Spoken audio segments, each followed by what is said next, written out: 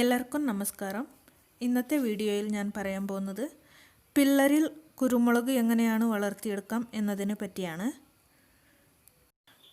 ഈ വീഡിയോയിൽ കാണുന്നത് പോലെ പില്ലർ നിർമ്മിച്ച് വേണം കുരുമുളക് വളർത്തിയെടുക്കാൻ.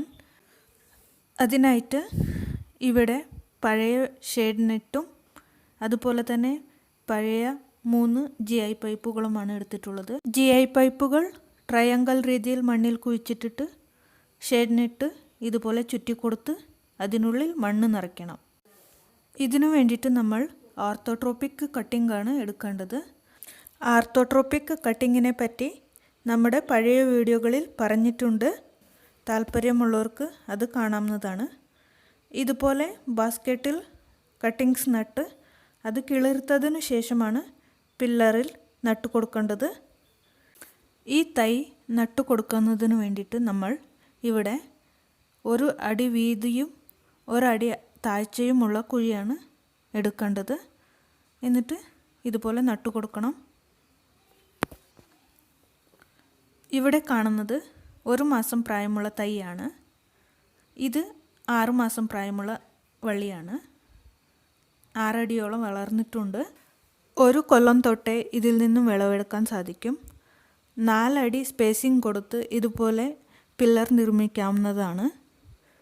ഇതിൻ്റെ പൊക്കവും നമുക്ക് സൗകര്യമനുസരിച്ച് തീരുമാനിക്കാവുന്നതാണ്. നമുക്ക് കുരുമുളക് പറിച്ചെടുക്കാൻ സൗകര്യം പോലെ പൊക്കം തീരുമാനിക്കാം. കുറച്ച് സ്ഥല സൗകര്യമുള്ളവരും ഇത് പരീക്ഷിച്ച് നോക്കാവുന്നതാണ്.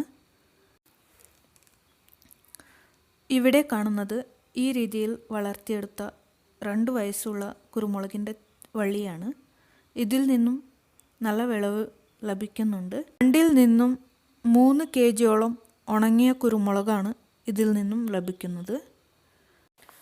ഇതിന് നമ്മുടെ വീട്ടിലുള്ള ചാണകവളം ഇട്ടുകൊടുത്താൽ മതിയാകും. അതുപോലെ തന്നെ ആഴ്ചയിൽ ഒരിക്കൽ 15 ലിറ്റർ വെള്ളം നനച്ചു കൊടുക്കണം. പിന്നെ ഇത് ഡിസീസ് ഫ്രീ ആണ്. രോഗങ്ങൾ അധികം വരാറില്ല. അതുപോലെ തന്നെ കെമിക്കൽ വളമാണ് കൊടുക്കാൻ ഉദ്ദേശിക്കുന്നതെങ്കിൽ മാസത്തിൽ ഒരിക്കൽ കൊടുക്കാവുന്നതാണ്. ഈ വീഡിയോ ഇഷ്ടമായാൽ ദയവായി സബ്സ്ക്രൈബ് ചെയ്ത് ഞങ്ങളെ സപ്പോർട്ട് ചെയ്യുക. അതുപോലെ തന്നെ നിങ്ങളുടെ ഫ്രണ്ട്സിനും ഷെയർ ചെയ്ത് കൊടുക്കുക. ഈ വീഡിയോ കാണുന്ന എല്ലാവർക്കും നന്ദി, നമസ്കാരം.